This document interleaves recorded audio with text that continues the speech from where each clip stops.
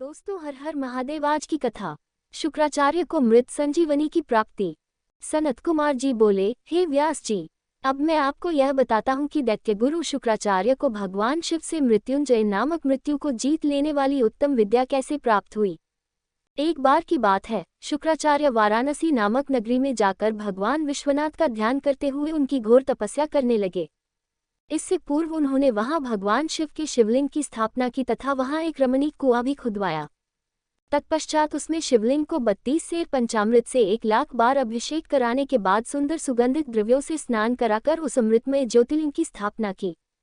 फिर शिवलिंग पर चंदन और यक्ष कर्दम का लेप किया। राजचंपक, धतूर, कनेर, कमल, मालती, कर्णिकार, कदम, मौलसिरी, उत्पल, मल्लिका, चमेली, शतपत्री, ढाक, सिंधुवार, बंधु, पुष्प, पुनान, नागकेसर, केसर, नवमल्लिक, रक्तदला, कुंद, मोतिया, मंदार, बिल्वपत्र, गुमा, मरुआ, वृक, गंठिवन, दौना, आम के पत्ते, तुलसी, देवजवासा, बृहदपत्री, नांदरुख, अगस्त्य, साल, देवदारू, कचनार, कुर्बक और कुरंतक के फूलों और अनेक प्रकार के पल्लवों से भगवान शिव की विधिवत पूजा अर्चना की।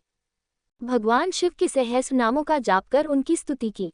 इस प्रकार दैत्य गुरु शुक्राचार्य 5000 वर्षों तक अनेक प्रकार एवं विधि विधान से शिवजी का पूजन करते रहे, परंतु जब भगवान शिव फिर भी प्रसन्न न हुए तो शुक्राचार्य ने और घोर तपस्या करने का निश्चय किया।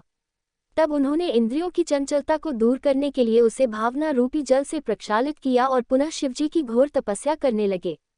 इस प्रकार 1 सहस्र वर्ष बीत गए। तब भृगुनंदन शुक्राचार्य की दृढ़तापूर्वक की गई उत्तम तपस्या को देखकर भगवान शिव बहुत प्रसन्न हो गए और उन्होंने अपने प्रकाशमय रूप के साक्षात दर्शन शुक्र को देने का निश्चय किया। पिनाकधारी भगवान शिव शुक्राचार्य द्वारा स्थापित किए गए शिवलिंग में से प्रकट हो गए और बोले, हे भृगुनंदन महामुने, मैं आपकी इस घोर से बहुत प्रसन्न हूँ।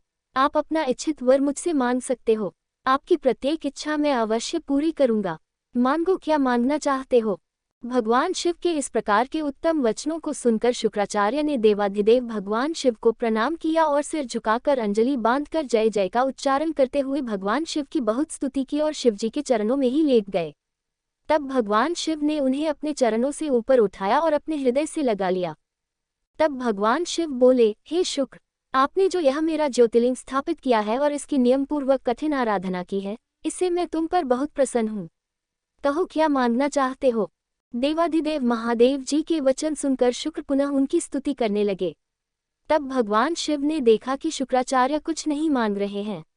भगवान शिव, जो कि सबके हृदयों की बात जानते हैं, संसार की कोई वस्तु उनसे न तो कभी छिपी है और न कभी छिप सकती है, मुस्कुराकर बोले, हे भृगुनंदन, हे महातपस्वी शुक्र, आप निश्चय ही मेरे परम भक्त हैं।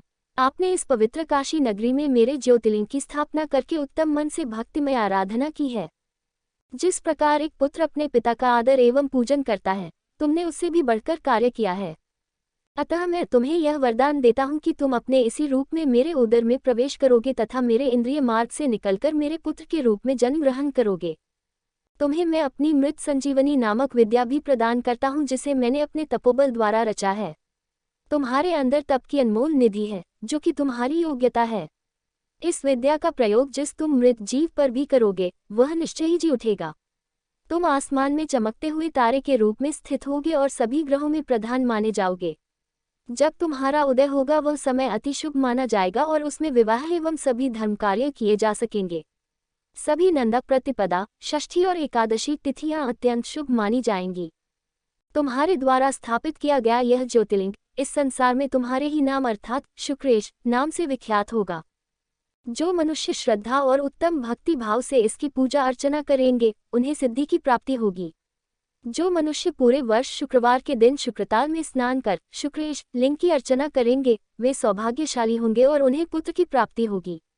यह कहकर देवाधिदेव महादेव उसी ज्योतिर्लिंग में समा गए। तत्पश्चात दैत्य गुरु प्रसन्न मन से अपने धाम को चले गए। दोस्तों, अगली वीडियो देखने के लिए आप चैनल सब्सक्राइब जरूर करें और लाइक करें और कमेंट करें। हर हर महादेव। दोस्तों, हर हर महादेव। आज की कथा।